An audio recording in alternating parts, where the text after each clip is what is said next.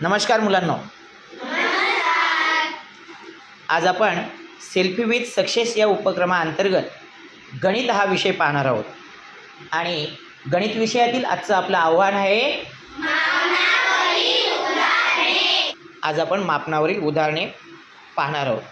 या अंतर्गत आपण इथे फळ्यावर तुमच्या समोर एक तक्ता दिलेला आहे. तक्त्यात वस्तूंची नावे, त्यांचे वजन व प्रति किलोग्रॅमचे दर दिले आहेत.